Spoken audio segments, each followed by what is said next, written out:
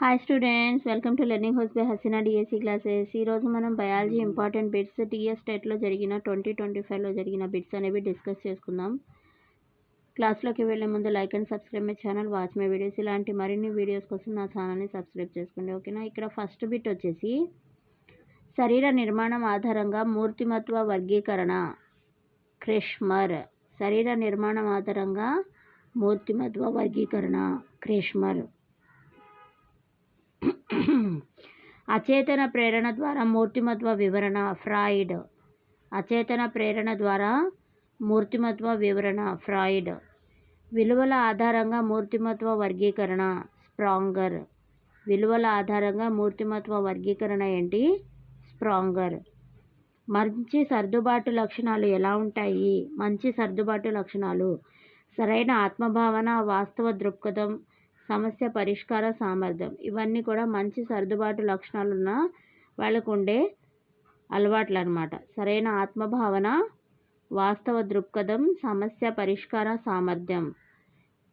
మంచి సర్దుబాటు లక్షణాలు ఏంటి అంటే సరైన ఆత్మభావన, వాస్తవ దృక్పథం, సమస్య పరిష్కార సామర్థ్యం.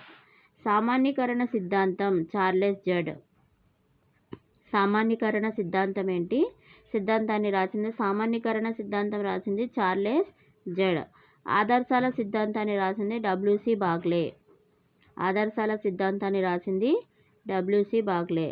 సమరూప మూలకాల సిద్ధాంతం థార్న్డైక్. సమరూప మూలకాల సిద్ధాంతం థార్న్డైక్. సామాన్యీకరణ సిద్ధాంతం చార్లెస్ జడ్. ఆదర్శాల సిద్ధాంతం డబ్ల్యూసి బాగ్లే. సమరూప మూలకాల సిద్ధాంతం థార్న్డైక్. సందర్భాన్ని అనుసరించి ఉపాధ్యాయులు చేసే సరళమైన చిట్టి పరీక్షలనే చర్యాత్మక పరిశోధన అని నిర్వచించిన వారు హమ్మర్లీ.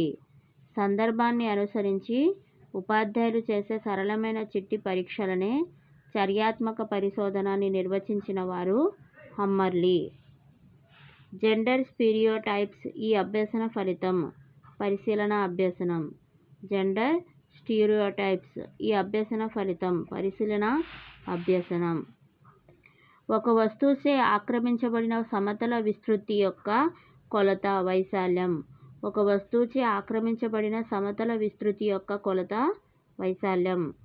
సహజ సంవహనం నిప్పు నుండి వచ్చే పొగ. బలాకృత సంవహనం హెయిర్ డ్రయర్.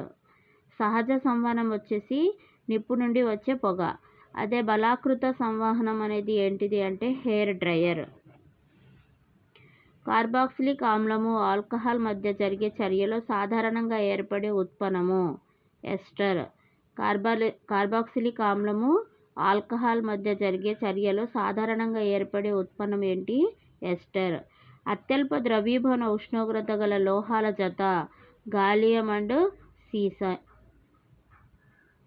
అత్యల్ప ద్రవీభవన ఉష్ణోగ్రత గల లోహాల జత గాలియం అండ్ సీసం. స్థిర కక్షలనే భావనను ప్రతిపాదించిన వారు నీల్స్ బోర్. స్థిర కక్షలు అనే భావనను స్థిర కక్షలనే భావనను ప్రతిపాదించిన వారు నీల్స్ బోర్.